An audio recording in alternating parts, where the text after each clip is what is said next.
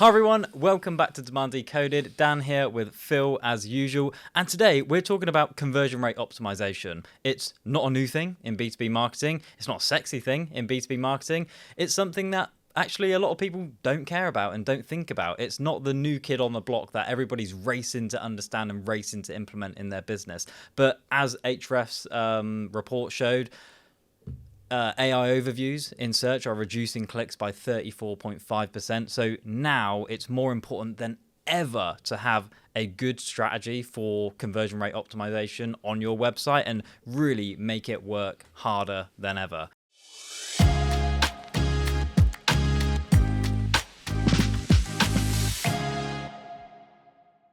I know it's something, Phil, we've championed for a long time at Blend and believe in. I mean, I agree with everything you say in terms of how CRO is perceived by marketers, but, ultimately, for me, it's been one of the sexiest things going for a long, long time because it's so important, it's so impactful, it's such an opportunity for many businesses. And given how much of the rest of our efforts are aimed at getting people to our website in the first place, it's really key that marketers take responsibility for their website's conversion rate and, optimize it and maximize it. So many of the clients that we work with have seen significant results through applying their attention and our effort here. It's a huge lever that can be pulled, and a lot of marketers don't pull it because they don't fully understand it. Like you say, it doesn't necessarily get talked about in quite the same way as some other tactics, channels, methods. They think it's not for them because they're not in e-commerce or they don't have the kind of volume that others have. But CRO is important and can be a huge lever. Yeah, well, I think you said at our event last week, if you implement it in the right way, you take the right approach to conversion rate optimization and implement that in your B2B design, we're talking like over 100%. Oh, yeah. Improvement. I said, well, there are two things that I think. One is very few B2B websites have been optimized for pipeline generation. Efforts may have been made to optimize conversions, but very few have been thoroughly overhauled and optimized in terms of the user experience, the buyer journey to create pipeline. When we apply our house approach to that, it's not unusual to see 100 to 400% increases in the high intent conversion rates on those websites, which is basically pipeline. Huge impact. Yep. And it means that everything that you then do to drive more of your ICP to your website, whether that's advertising, whether that's organic, whether that's AI, however you get people there, you're able to turn more of that attention and their interest into pipeline. And it's wrong to believe that buyers will convert no matter what. Yeah. You can significantly, positively impact the number of buyers who arrive on your site that reach out to you if you take steps to optimize their experience and give them what they need and want from the journey and, optimize the way that you get them into the pipeline and into the conversation with sales. All these things have an impact and they can transform your results.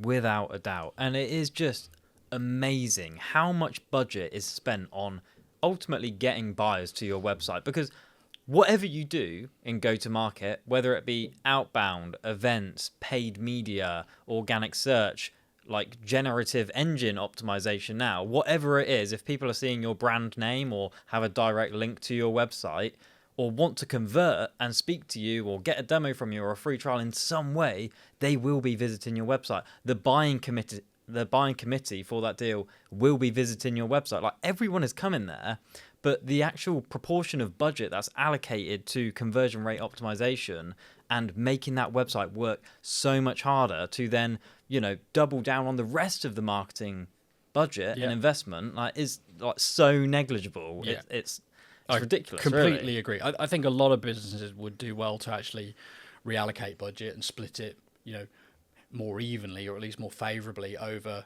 channels that drive attention and traffic and interest in and website conversion rate optimization. Whereas in a lot of businesses, I reckon 0% of the budget is attributed to website improvement over time. Yeah. I understand that a new website is always an extraordinary capital expense, right? You cannot fit those typically into your operational costs for marketing.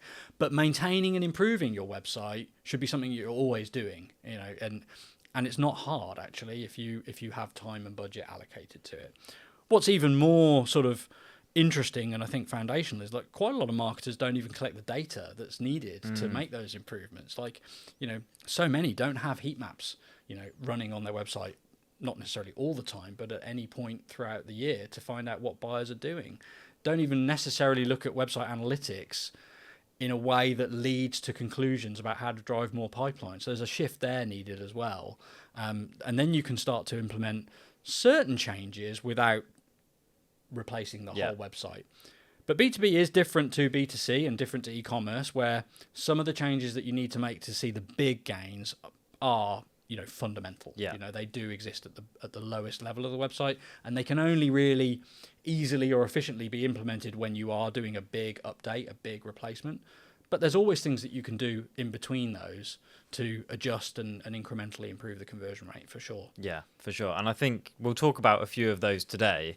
I think for me, when it comes to conversion rate optimization and where you start, it's essentially aligning your website and the experience of your website to your buyers' needs and wants from that experience itself. Yes, absolutely. In addition, their behavior, what they will and will not do on a website whilst trying to service those needs and wants. It's a combination of those two things. I think there's an interesting risk developing at the moment where we've often said in conversations before that your website is not a place to be innovative per se, as in buyers are not really there to figure out how to interact with your website, how to navigate it. So innovative approaches to navigation, to layout of content can be counterproductive. And I've seen actually with the sort of dawn of AI in the buying journey, there's some innovation going on at the moment in website user experiences, and I fear that SMEs might be moving too soon before buyer behavior has caught up, because the best results in terms of pipeline come from aligning the experience to the information requirements and needs and the behaviors that they really demonstrate on your website today. And that intersection is where you get conversion rate optimization. Yeah, absolutely. One really good example that I actually saw from us with a customer was that they'd already done some really great persona research. So they'd clearly outlined who their audience is, who their buyer is, and what information they need before they eventually convert, and then how they like to convert. Right. When you have a look at the persona information and compare it to the website, the information that's on there, the conversion points are on there, they were totally misaligned. Okay. So, the homepage hero messaging to start with didn't tell them exactly, what they were looking at on that website. The product information available wasn't the kind of product information they needed to consume before making a decision. And the conversion offer was just a simple, contact us, as opposed to aligning to exactly how they like to buy, which is either talking to sales or getting a quote. Yeah, exactly. Even just that language, get a quote, even if it is still contacting somebody and the process is very similar, using that exact language, which essentially aligns to the task they need to complete whilst on that website, will improve conversion rate. And we saw it firsthand there. Yeah, that for me, that's about creating mutual benefit in terms of giving the buyer what they need and want from the process, but also what you need and want from the process. Means every conversion that comes through that is is high quality and likely to close. So yeah, that is one of several key strategies that we employ, which is align your conversion offers to the needs of the buyer that's on your website today. Yes, you can aspire to change the profile of the buyer that's coming to your website, but whilst you do that, you want to maximize what you've got in front of you at this point in time. So that's a key strategy for sure. This podcast is brought to you by Blend. We're a B2B website and demand generation agency. We work with ambitious businesses just like yours to create and execute effective demand generation strategies that drive pipeline for your business. We also recognize that your website is the most important asset you have in marketing. So we specialize in building scalable websites on HubSpot that convert the demand that you've created. If you want to find out more about our services and see real results that we've generated for businesses, visit blendb2b.com. So if we rewind a little bit, I suppose, Phil, because, good example there, but speaking more generally, what are some of the core things people should be looking at when it comes to B2B conversion rate optimization specifically? Yeah.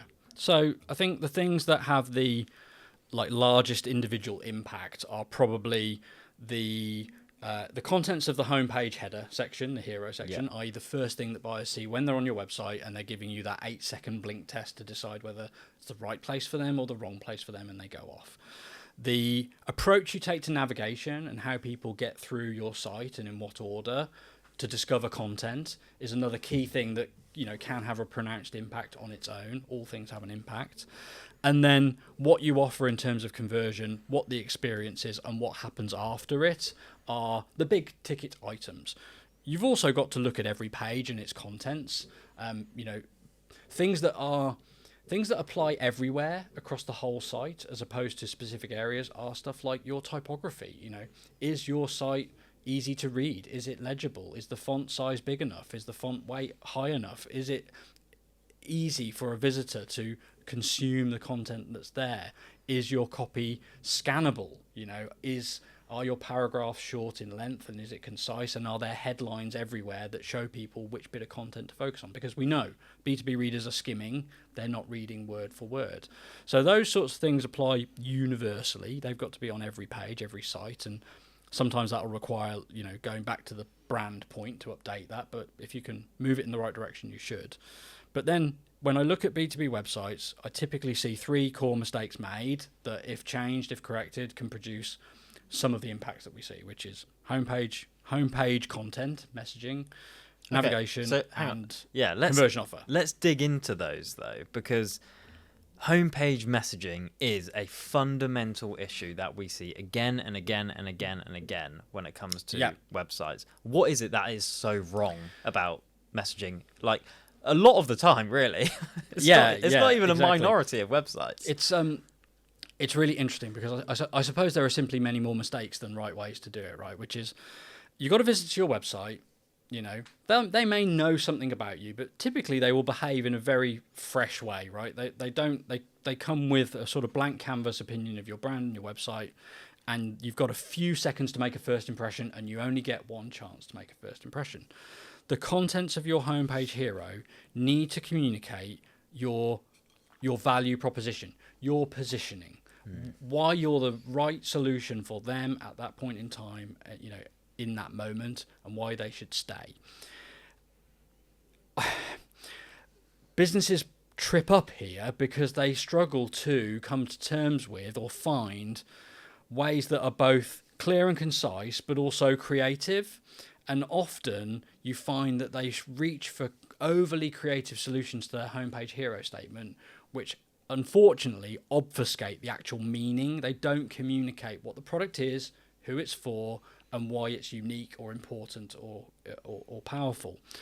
Positioning is a broad topic, right? And, you know, it's a business strategy, and your positioning is the product of your, you know, product's unique features and benefits, your buyers' challenges, the market you're in, the category buyers think you're in. As all these things affect your positioning, and you don't want your positioning to be relayed word for word on your website. You actually want to be able to test different ways of communicating your positioning, but your positioning has got to come through.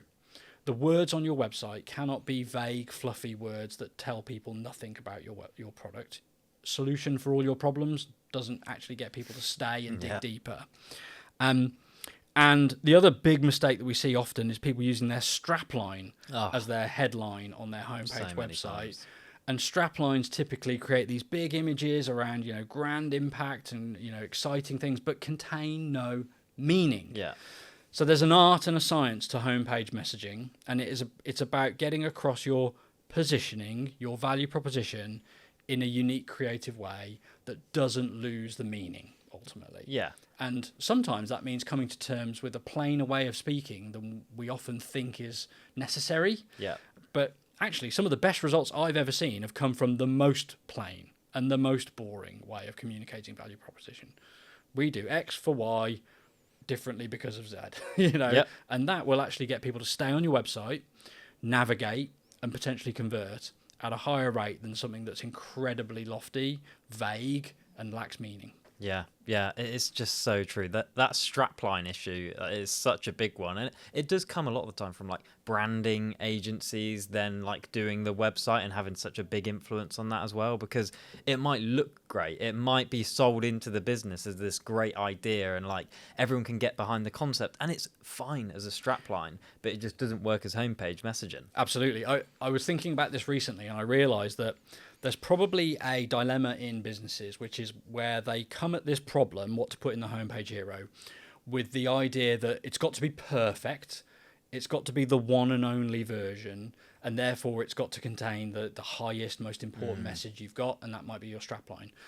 What I encourage businesses to do actually is decouple this homepage section from their brand, from their positioning, to create the freedom to test different messages there, create the freedom to test different ways of saying what you do and what's different about it, and see what impact that has on, you know, conversations you have with people, what people tell you during the sales process, and obviously results, because you need the freedom to be able to iterate and to be able to change the message there without it changing your brand and without it changing your purpose for doing things. And that's a really important step to take if you decouple those. And I think that will remove the problem for a lot of people, because it means we're no longer trying to create the one perfect message that sums up our business. We're creating the message for now, you know, for this month, for this quarter, because of this trend, because of this buyer behavior we're seeing, and we are free to change it over time, and that's a powerful place. Yeah. The really easy test here is when you look at your homepage, or when somebody else looks at your homepage, I don't know, ask your wife, ask your mum, ask your dad, ask your friend, whoever it may be, say, when you look at this, can you tell me exactly what this business does and who they do it for? Yeah. If not, you probably need to make that message a bit more clear. Absolutely. Every buyer is trying to put you in a category, right? So if you leave that to chance, or you end up in the wrong category, your competitive position is going to be really affected, right? So it's important to be clear and concise. I've also said previously that ultimately, if your homepage hero state value proposition statement is, you know, not clear, not concise, you know, if the result might be that the wrong visitor to your website can't tell that they're wrong. And if they can't tell that they're wrong, then the right one can't tell that they're right either. So you're going to get a lot of poor quality conversions, wasting some of your time if you're not helping people self-identify. So there's lots of benefits to having clear, concise, sensible content in your homepage in the hero section, and your imagery needs to support it if possible. So, you know, it's been found over and over again that if you're selling software, show your software. People, it creates that trust. It creates that, removes that obstacle, that barrier to exploring further. Now, not everyone has software to show and sell, but your choice of imagery and your choice of whether it's static or moving are all elements of the user experience in that critical part of the site that you can optimize. This is why, like, I love this framing of conversion rate optimization, because we're not just talking about the conversion point here. We're not talking about changing a button color from green to blue, which you might want to test and it might work, but like most people don't have the data to like measurably test and improve that anyway. But this thinking around conversion rate optimization is all about, you have somebody on your website, the goal is to convert them, but first you have to keep them there.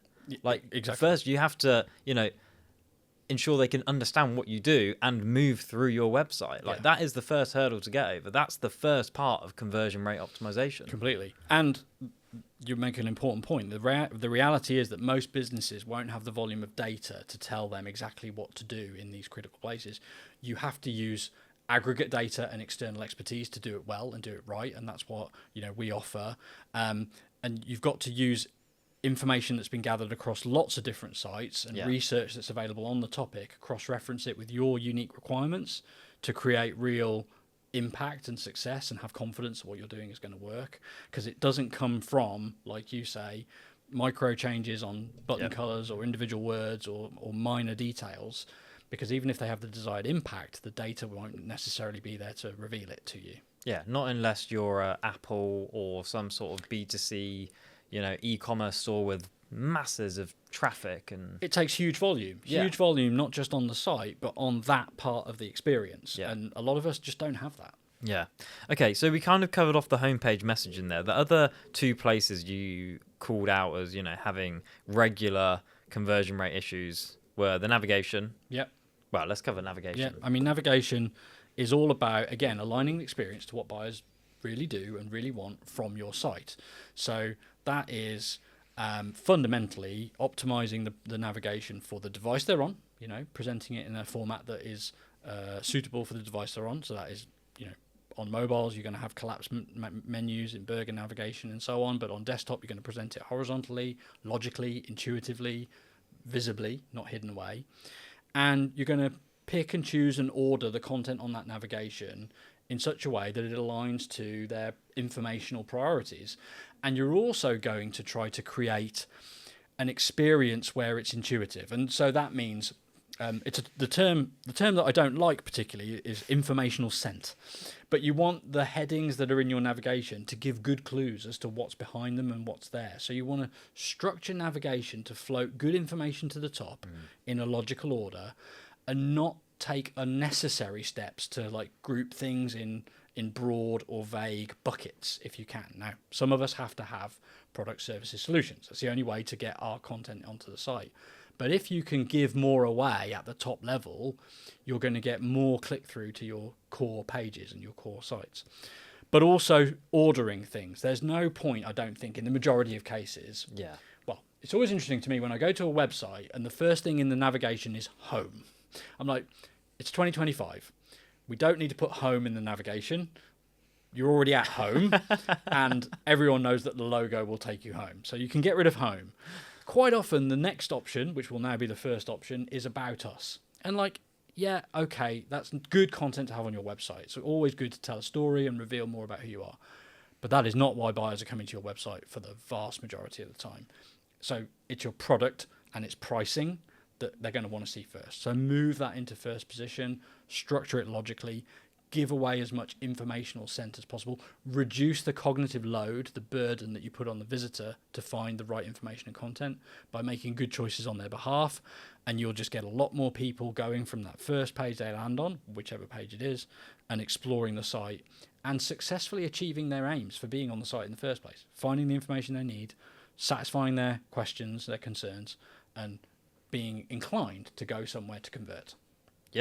Yep, love it. Great advice there, Phil. And I think, again, this does stem from having that deep understanding of your buyer and your audience and what information they want to consume, the behavior they take on, particular journeys, and aligning the navigation, not just the content, but the navigation to the information that they need to consume before they convert. Yeah. Navigation's one area where on a B2B website, you might have enough density of like activity for your data to be useful to you. Yeah. Which is why heat mapping software like Clarity and Hotjar and others is useful, particularly around navigation. What are people clicking on like most?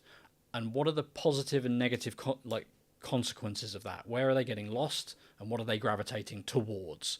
Which content do I need to prioritize and optimize and update, and which can I leave until I've got time or budget left over? So heat map data there is very valuable. And of course, research. Like, there is so much good documentation on this topic out there.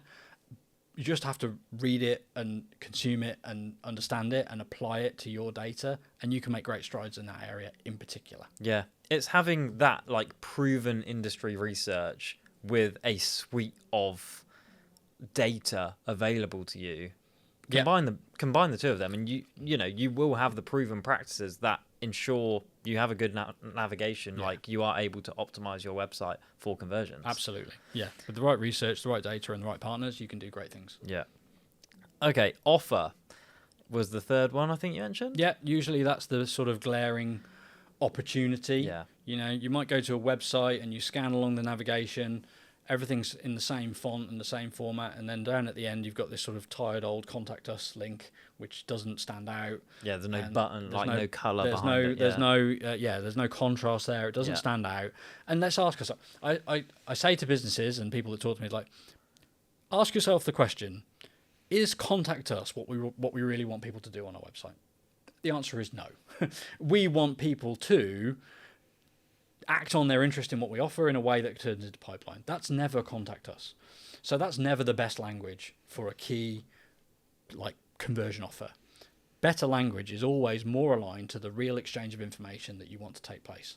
Now, that could be talk to sales, talk to an expert, book a consultation, get a quote. Could be take a demo, book a demo, take a trial. There's always something better than contact us for your homepage, now for your hero, your website header navigation, to create quality and quantity of conversions into your pipeline. And we've seen the positive impact of that multiple times over. We changed our own website many years ago to essentially not have a contact us page and have a consultation page instead.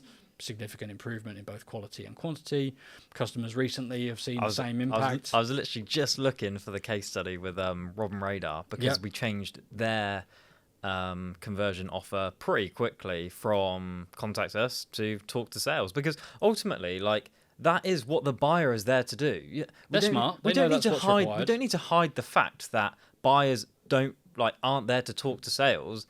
If they want the product or the service, they understand they have to talk to sales in order to do that. That's going to have to happen. Like, it's like this taboo subject, isn't it? It's like, ooh, sales.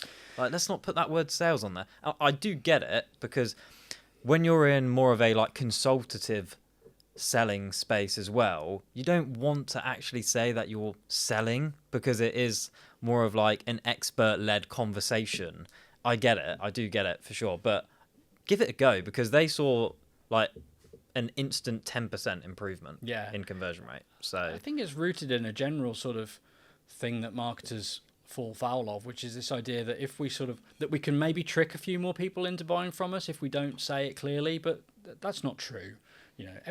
People know what they need and what they're about, and so if you optimize for the high quality visitors to your website, the ones that know that they're interested in your product and they're going to have to talk to sales to get the final information that's necessary, that will produce, like I said, you can always increase quality. You can always increase quantity, but it's harder to do so without it being at the expense of quality. Yeah. So if you lie about what your conversion offer is and you make it more attractive than it really is, you might increase the quantity. Yeah. But they won't go anywhere. You won't have quality, as well.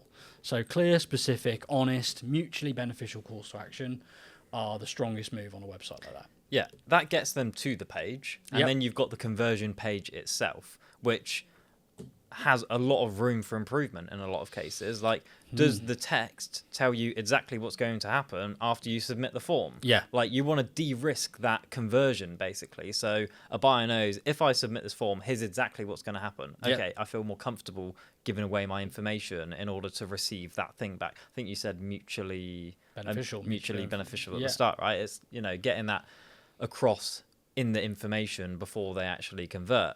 Adding social proof.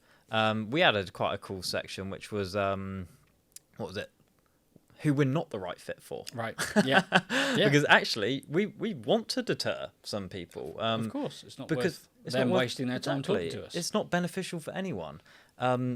So yeah, there are some good things you can do there. You make an interesting point. I reckon it becomes easier to think about how you can improve the page when it's no longer a contact us page, because that changes the mindset and the frame of reference a little bit. And like you say, a commercial bottom of the funnel high intent conversion page needs to have good content that articulates what will happen and what won't happen and de-risk it. Supporting information like social proof and positioning like that, like who should do this and who shouldn't do this.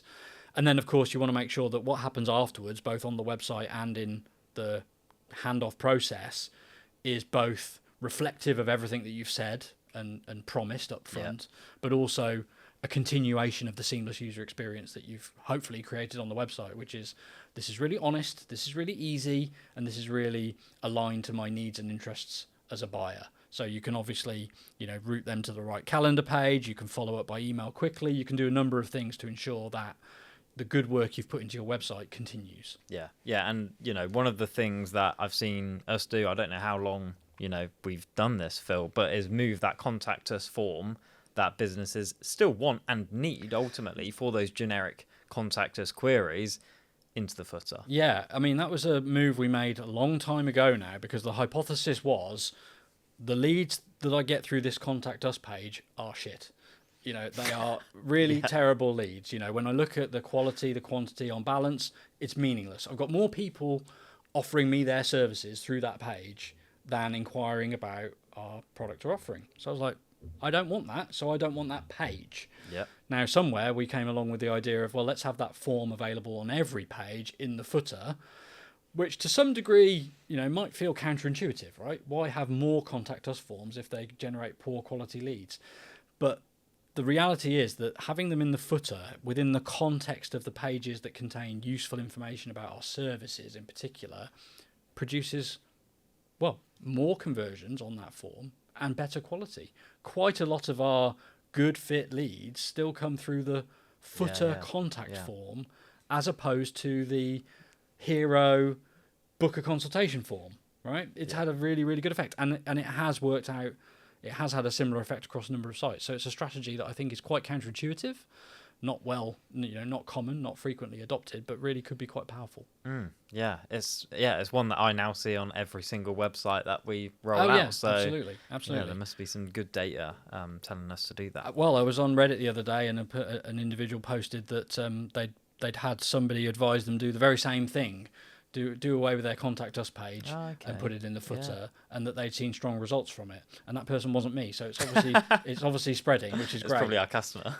I'd asked the question. I said, was that person me? Because not a lot of people say that, but regardless, it's a great move. It's a sound strategy, and you lose nothing ultimately by not having a contact us page.